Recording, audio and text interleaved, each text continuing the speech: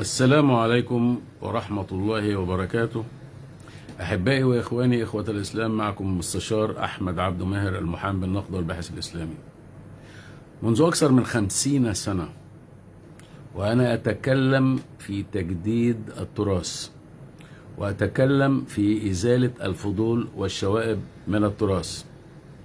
ومنذ أكثر من 60 سنة صدر قانون 103 لسنة 61، والذي ينص في مادته 15 على ضرورة إزالة الفضول والشوائب من التراث، فلم يتم إزالة أي شيء. فهل من الإسلام ومن الإيمان، والسؤال موجه للسادة الذين يطلقون على أنفسهم لقب علماء، أن نظل 1500 عام نقول بقتل المرتد، ولا أحد يقول أن قتل المرتد ليس من الإسلام؟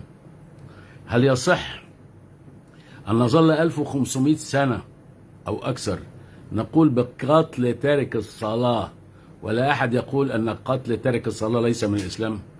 هل يصح أن نظل 1500 سنة نفخر بأن المسلمين الأوائل قاموا بسبي النساء واستحلال وطئهن ونجعلها مادة دراسية للطلبة؟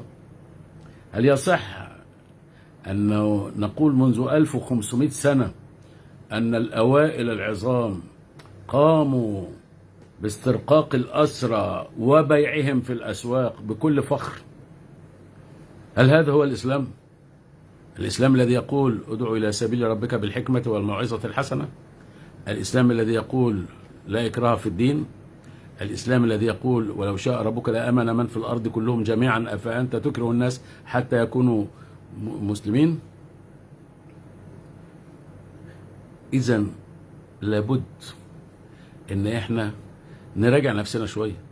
والأئمة الأربعة لماذا لا ينقى فقه الأئمة الأربعة؟ لماذا نقوم بتعظيمهم؟ يعني هل يصح أن وإحنا نسمع كلامهم في إرضاع الكبير، نسمع كلام الإمام أبو حنيفة في إنه لابد من رفع حد الزنا عن المرأة المستأجرة للزنا، يعني نرفع الحد عن الموامس يا فضيلة الإمام أبو حنيفة؟ أنت خايف على الموامس يا فضيلة الإمام أبو حنيفة؟ هل يصح إن إحنا نطيع الإمام مالك في إن بسم الله الرحمن الرحيم اللي هي موجودة في القرآن، إنه بسم الله الرحمن الرحيم ليست من الفاتحة؟ هل يجوز هذا؟ هل يجوز إنه إحنا نقول إنه الرد على اللي يسلم عليك في الصلاة بالإشارة واجبة، تشاور له كده وانت بتصلي؟ ده الإمام مالك برضه اللي بيقول كده، والكلام ده بتطبعه وزارة الأوقاف في كتاب اسمه الفقه على المذاهب الأربعة، طبع سنة 1939، ومحدش اتأسف عنه. يعني أنا وأنا بصلي واحد بيشاور لي أشاور له كده وتقول لي الإشارة واجبة؟ ينفع ان بسم الله الرحمن الرحيم ليست من الفاتحة وكل الأئمة لا يذكروها؟ ينفع هذا؟ احنا امتى هنكون عاقلين شوية؟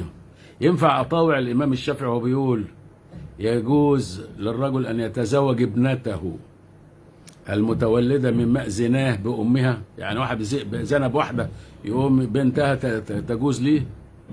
هل يجوز أن أنا أطيع الإمام أبو حنيفة إنه لا حد على الرجل إذا تزوج أمه ودخل بها، وتزوج خالته ودخل بها، وتزوج إيه ده؟ أيوة، طب ومفيش تعذير؟ يعني مفيش حد ومفيش تعذير؟ يعني ده ينفع أصلا؟ هو بس الحد في شرب الخمرة بس؟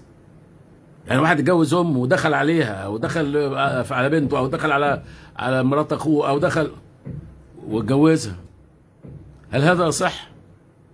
وتقول اصل ما فيش حد؟ يعني احنا محتاجين نعيد النظرة. هل صحيح انه زي ما بيقول الامام مسلم انه ياتي المسلمون يوم القيامة بامثال الجبال من الذنوب فيغفرها الله لهم ويضعها اليهود والنصارى؟ قد كده ربنا مش عادل؟ قد كده ربنا مش قال لكم ربنا في القرآن ليس بأمانيكم ولا أماني أهل الكتاب من يعمل سوءا يجزى به؟ سواء كنت أنت مسلم أو أهل الكتاب أنتوا الاثنين هتتجازوا. من يعمل سوءا يجزى به. أنتوا بتبدلوا دين ربنا ولمدة 1500 سنة وعاملين فيها علماء وفقهاء وكلام من ده.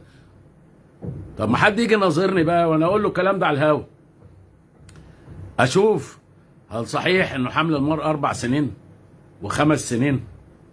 طب ما عملتش عدة المرأة ليه المتوفى عنها زوجها أو المطلقة عدتها 4 أو 5 سنين عشان تتأكد من خلو الرحم؟ أدام أنت عندك الدي ان ايه مش عايزها. احنا السادة الفقهاء عندنا محتاجين يتوبوا قبل ما يموتوا ويتحاسبوا. ما هو ربنا هيسألك ربنا سبحانه وتعالى هل القتال هجوما ولا دفاعا؟ هتقول له ده الفتوحات الإسلامية العظيمة وبتاع، وربنا طب بيقول ايه؟ بيقول وقاتلوا في سبيل الله الذين يقاتلونكم ولا تعتادوا. اكفر بالآية دي وروح اعمل فتوحات إسلامية.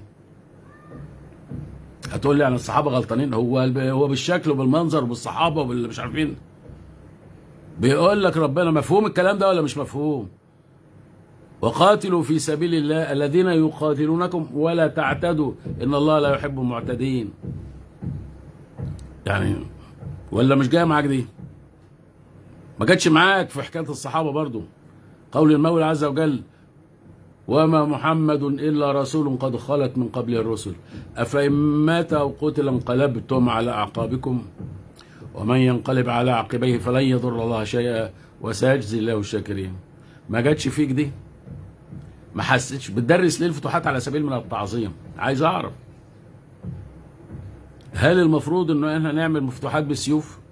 طب ما تحاول تعمل دلوقتي، ما تهجم على امريكا ولا تهجم على المانيا ولا تهجم على فرنسا ولا تهجم على اي بلد وشوف هيحصل ايه.